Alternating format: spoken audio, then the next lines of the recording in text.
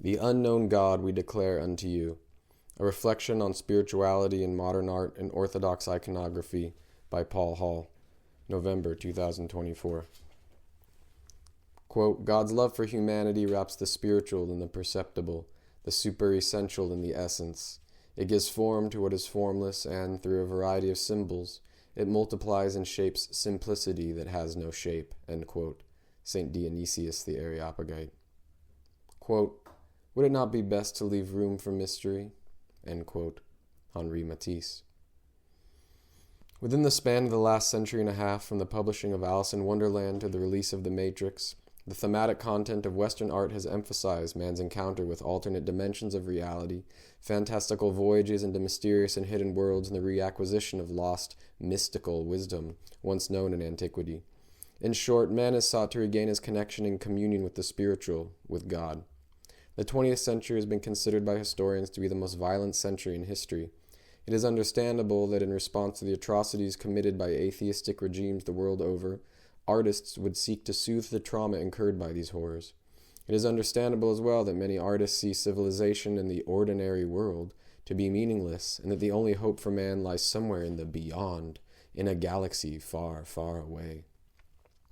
From Wonderland to Oz, Middle-earth to Disneyland, psychedelics to video games, Woodstock to TikTok, the Western soul has yearned and invented means for escape from the mundane and entrance into the experience of the other with a capital O, of a dimension of reality more nourishing for the soul than that which the West has long offered. The Western soul has been attempting to retrieve what was once lost centuries and centuries ago, its connection with the immanent transcendent. With regards to its artistic tradition, the Western soul has lost its roots, its visual source of nourishment and support. It has lost the icon. Even though the Renaissance introduced into art a host of techniques contrary to those employed by iconography, the outstanding ones being those of receding perspective and chiaroscuro rendering, the West has still maintained a strong link to Christianity for the better part of the last few centuries. This all changed when Nietzsche declared the, quote, death of God, end quote. In truth, it was not God who died at the end of the 19th century, but Western man's perception of the image of God.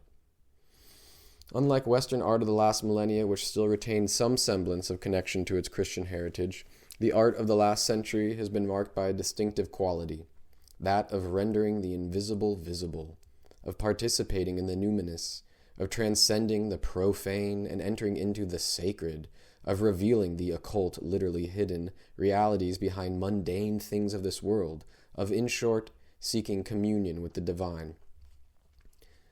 Quote, art has always existed as a system of expression, a particular language whose elements relate to meaning as the words of a sentence relate to thought, end quote.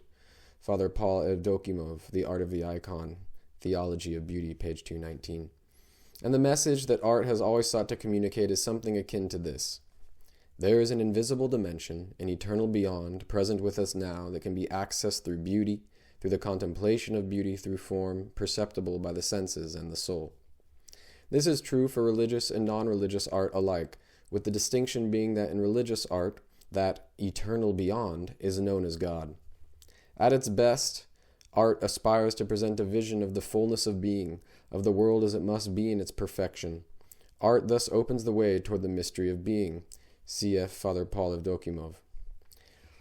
But during the course of approximately the last 2 centuries, in Western culture at least, something changed. God was declared dead and man was left to fend for himself. Man still believed in the transcendent, in the beyond, albeit now it took the form of something more mysterious and abstract, something mystical and spiritual, with the implication being that which is spiritual is contrary to that which is material. The Swiss-German artist Paul Klee captures this modern sentiment perfectly when he says, quote, at the higher levels there is the mysterious. Art does not reflect what is seen, rather it makes the hidden visible, end quote. Compare this to St. John the Theologian, who states, quote, the Word became flesh and dwelt among us. We beheld his glory full of grace and truth, end quote, John 1:14. Quote, what was from the beginning, what we have heard, what we have seen with our eyes, and what we have looked at and our hands have touched, this is our message concerning the word of life. What we have seen and heard, this is what we proclaim to you, end quote, 1 John 1:1-3. And the Apostle Paul confirms this when he says, quote, What is known of God is revealed in us, for God has revealed it to us. For since the creation of the world, his invisible things are clearly seen. They are perceived through created things, even as everlasting power and divinity. This is so, that they may be without excuse who want to say otherwise." End quote. Cf. Romans 1:19-20, emphasis mine. In short, the most radical difference between modern art and Christian art is that in the former, man seeks participation in the divine, and in the latter, this participation already exists. Iconography is the art form par excellence in which man participates in the transcendent in an immanent way. All other forms of, quote, participatory art, unquote, such as video games, virtual reality simulators, AI-prompted art, live-action role-playing, LARPing, and mass-scale performance art experiences, such as the Burning Man Festival, are a counterfeit and imitation. At worst, they are demonic, and at best, they are, quote, pre-incarnational, unquote, in the sense that those involved likely have no knowledge of the icon, nor are believing Orthodox Christians, and therefore do the best with what they have, to use a colloquial expression. And though it would be easy to go on a polemic against modern art, it is far more fruitful and Christian to give those artists and those who seek the divine through art the benefit of the doubt and illuminate their darkness by illustrating how their attempts to participate in the other world via art is indeed genuine, albeit off the mark. "Forgive them, Father, for they do not know what they are doing."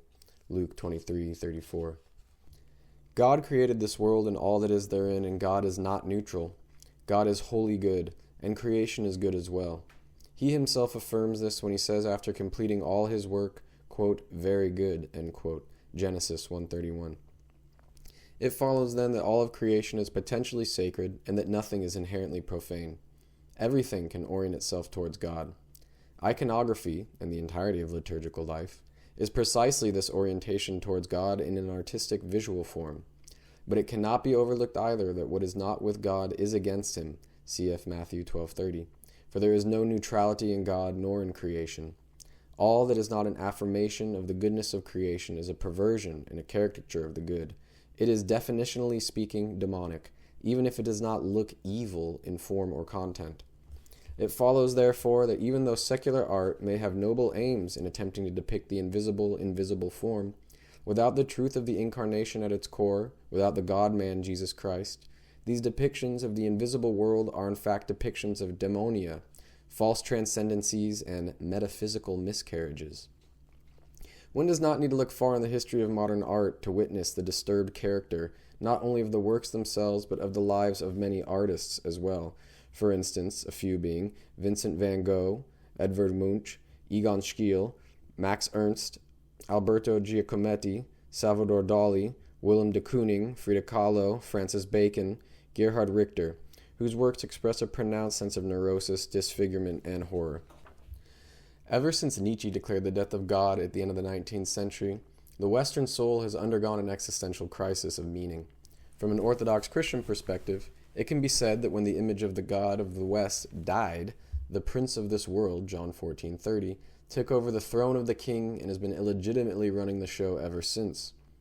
Western man is deeply aware of this vacuum in his soul and has sought over the last century to fill this void with all things transcendent and divine, so long as it is not Christianity.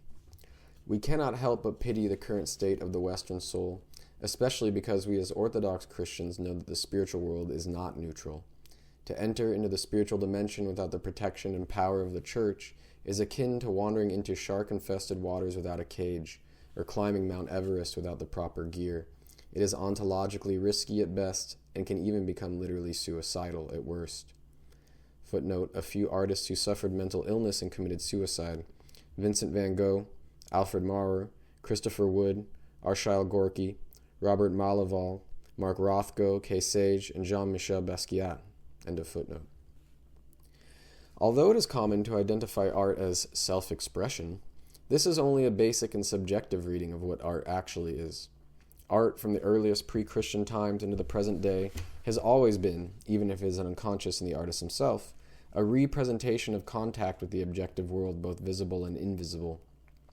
The artist is like the antenna of the human race.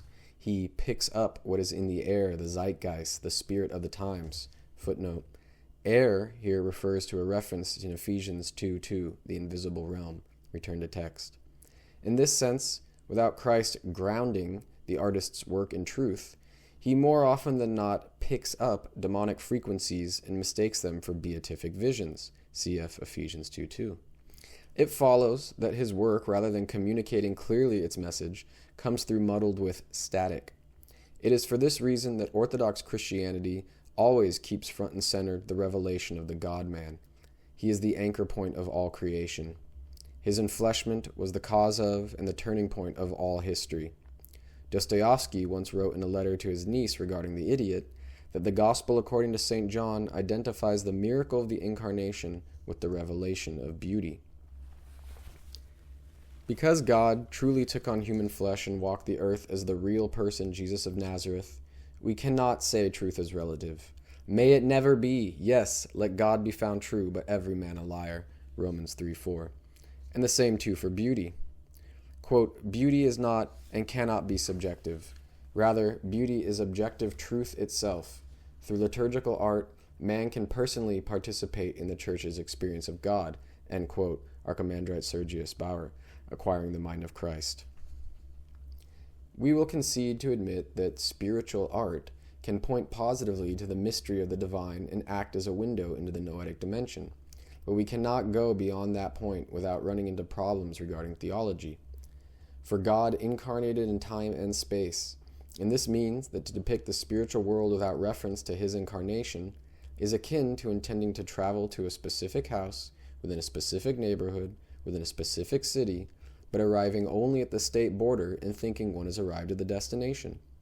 It is akin to scaling a mountain and saying one has reached the peak while one is really still at base camp.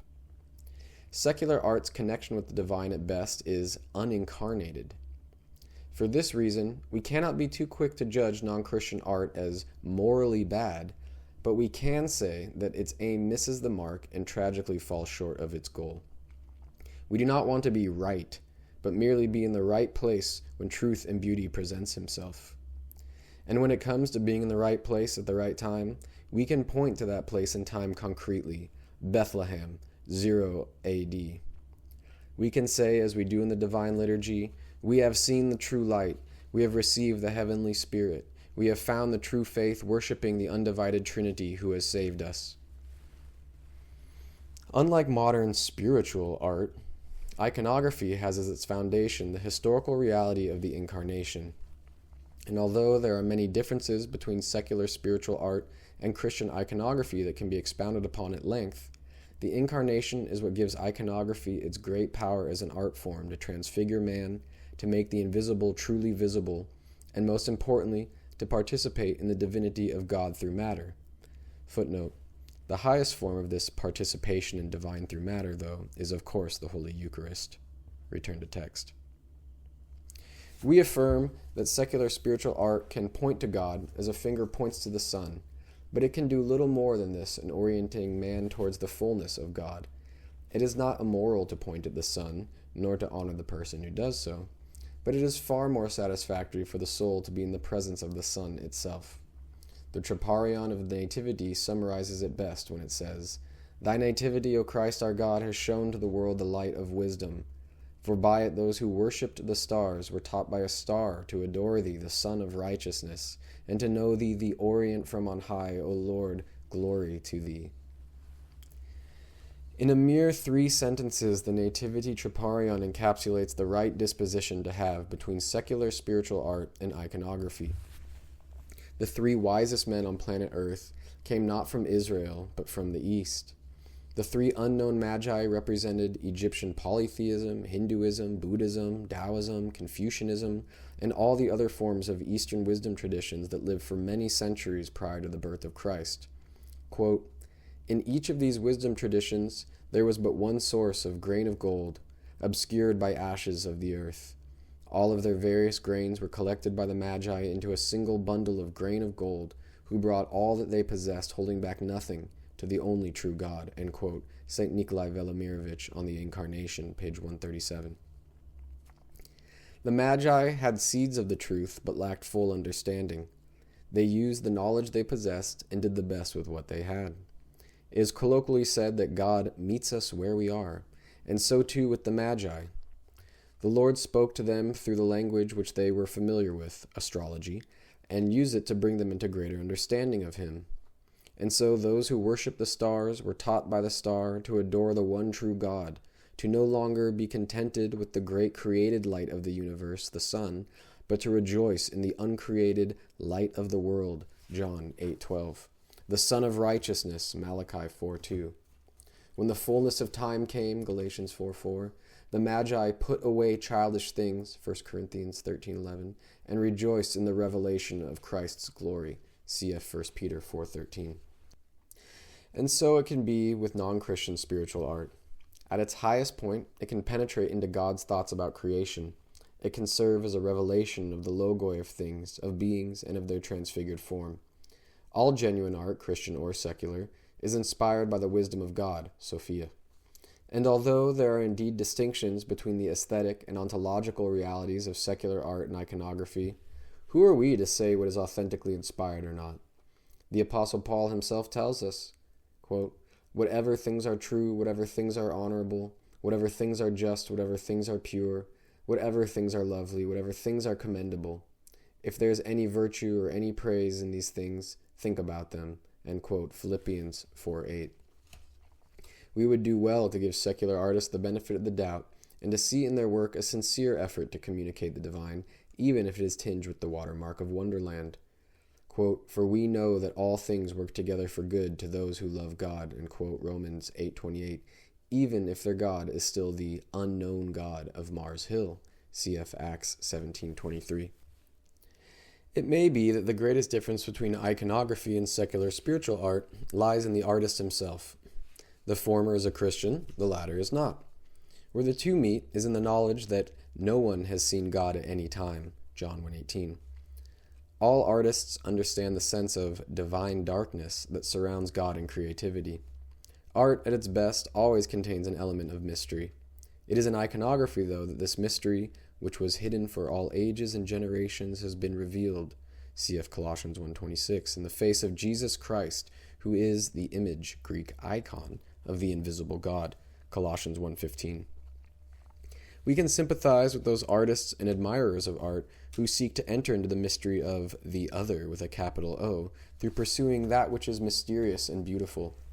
As Christians, our great joy is that we are, quote, "ready to give an answer to everyone who asks us a reason for the hope that is in us," quote, cf. Peter 1:3-15. And in the context of spiritual art, this answer is the Incarnation. The Incarnation does not diminish the mystery of God, rather it deepens it.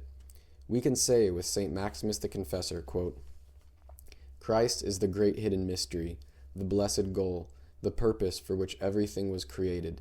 He is the mystery which surrounds all ages. In fact, it is for the sake of Christ and for his mystery that all ages exist and all that they contain. In Christ they have received their principle and their purpose. This synthesis was predetermined at the beginning, a synthesis of the limit and the unlimited, of the measure and the immeasurable, of the bounded and the boundless, of the creator and the creature, of rest and movement. In the fullness of time, this synthesis became visible in Christ, and God's plans were fulfilled," end quote. St. Maximus the Confessor questions to Thalassius 60. Although Christian and non-Christian artists can meet each other at the place of divine darkness, where the two part ways is in how to proceed from that intersection. The Christian artist travels this road through prayer, particularly the practice of hesychasm. Footnote: hesychasm is a Greek word meaning the practice of keeping inner watchfulness, of turning the mind, the nous, towards itself, descending into the heart, and attending to unceasing prayer. End footnote, return to text. In the stillness of hesychastic prayer, we can experience, to the degree that we are capable, the uncreated light that shone through Christ's face on Mount Tabor, Matt 17:2, Mark 9:2, Luke 9:29. To do this, we call upon the God-man Jesus Christ, invoking his name in ceaseless prayer of the heart, cf. 1 Thessalonians 5:17. We pray that Jesus' prayer is a means to enter into his glory and to live the transfigured life for ourselves. In order to encounter the transfiguration, We ourselves must become transfigured as the apostles were when they gazed upon Christ on the mountain. Their senses were transmuted, and they, quote, passed over from the flesh to the spirit, end quote. St. Gregory Palamas, Homily 35. Through their created eyes, they experienced a vision of the uncreated. Our material world is transfigured through inner noetic prayer. As art is to the painting of images upon a blank canvas, so too is prayer to the painting of words upon the blank canvas of the silent soul. As Christ stilled the turbulent waters, Matthew 8:26, Mark 4:39, Luke 8:24, so too does the Jesus prayer still the turbulence of our inner world, draw us closer to his ineffable love, and give us the peace of God which surpasses all understanding, Philippians 4:7, and overcomes the world, cf. John 16:33. All artists are intuitively aware that a sense of hesychasm is necessary for creating art, even if they do not have the proper words for it. And even though art very often begins with a deep emotional uprising in the soul, with turbulence, it cannot be carried out in passion. The artist necessarily must be balanced in his temperament if he is to be effective in his work of communicating the incommunicable. Whether he is a Christian or not, the artist who, like the Magi, brings forth that grain of gold of the Logos in his work genuinely knows something of God, and it is here that we can meet the artist where he's at. Perhaps the secular artist does not know God as the incarnated Logos, Jesus Christ, in whom the fullness of the Godhead dwells bodily, cf. Colossians 2:9. But if his work conveys at least a semblance of truth and beauty, the Christian can understand this to be an expression of something of the mystery of divine darkness, even if it is only a partial fullness of that mystery. For even though we are Christians, what we will be in our fullness has not yet been revealed, cf. 1 John 3:2. In this way, iconographers are no different than secular artists, for we are all made in God's image, pressing on toward the goal, cf. Philippians 3:14, and taking the kingdom by force, cf. Matthew 11:12, in our attempts to depict the invisible through the visible, the spiritual through the sensible. Quote, when someone whose mind is but partially developed sees something clothed in some semblance of beauty, he believes that this thing is beautiful in its own nature. But someone who has purified the eyes of his soul and is trained to see beautiful things, he makes use of the visible as a springboard to rise to the contemplation of the spiritual, end quote. St. Gregory of Nyssa on virginity. There is a strange yet obvious link between hesychastic prayer and authentic secular spiritual art, and that is innocence of heart. The Lord tells us in his Sermon on the Mount that the pure will see God, cf. Matthew 5:8, and again, unless you change and become as little children, you will in no way enter the kingdom of heaven, Matthew 18:3. Evagrius of Pontus says likewise, quote, in your prayer time, rid yourself of everything that harasses you. Be an ignorant and simple and at the same time a pensive child, end quote. Pablo Picasso, speaking not of prayer directly, but of creativity in general, says as well, quote, it took me 4 years to paint like Raphael, but a lifetime to paint like a child, end quote. Perhaps the one thing needful, Luke 10:42, to communicate God's energies through art and to commune with him in prayer is childlike innocence of heart. For although much of modern spiritual art falls short of the vision of iconography, we can, like Mary, choose the better part, cf. Luke 10:42, of what we encounter in it, seeing the earnest desire of secular artists to connect with the divine and communicate the incommunicable. Just because someone is an iconographer, it is not guaranteed that his work will not fall short of the mark either, for the temptation of both the iconographer and the secular artist alike is that of excessive individuality, of too much old man and not enough child at heart. One can easily see an excess of individuality in modern art, but it is harder to pinpoint this vanity in iconography because icons adhere to a canonical form, which prevent them from becoming too stylized in their execution and too heretical in their theology, and the iconographer typically does not sign his name on his work. And yet, because God made each person unique, the paradoxical joy in iconography is that even if the artist adheres as strictly as possible to tradition, his unique person will still shine through. Footnote. Person here is the word hypostasis in Greek, which in Orthodox theology connotes the human being, not as a solitary individual, but as a person whose spiritual roots are connected to God as the roots of a tree are connected to the earth. A hypostasis does not mean person in the abstract, but unique person plus God. End footnote, return to text. We cannot help but be personal in our work, for God is personal and we are made in his image. But we can, through the ascetic life of prayer and fasting, Matt 17:21, lessen the demonic static that filters into our art through the air. Through ascesis, we purify our souls and bodies and enter as children into the joy of the Lord, Matt 25:23. Quote, "The spiritual battle is for the artist to prevent his individuality from being an end in itself, from pointing to himself rather than to Christ. His individuality is a gift from God, allowing him to point in his own way by his artistic expression to the one true man, Jesus Christ." End quote. Anton Dyneko, The Living Icon, Orthodox Art Journal, August 2019. Whether we create art, critique art, paint icons, or pray, our goal is unbroken communion with God. And although God can be known in a multitude of ways as diverse as his creation, one can do worse than to have an innocent heart as the guide to discern whether or not a work of art is positively spiritual. To the pure, all things are pure, Titus 1:15. All art is inherently spiritual because the spirit of man enters into all his work ipso facto. Being a fractal of God, man cannot help but participate in godliness. The ultimate distinction between secular spiritual art and iconography is this: the incarnation. And though both secular spiritual art and Christian iconographic art use the same material to portray the spiritual, and both understand that truth and beauty is ultimately unportrayable, it is in iconography alone that the divine darkness of God on Mount Sinai is replaced by the light of Christ on Mount Tabor, in whom there is no darkness. 1 John 1:5. Quote, "In the utmost intensity of prayer that our nature is capable of, when God himself prays in us, man receives a vision of God that is beyond any image whatsoever." End quote. St. Sophrony of Essex.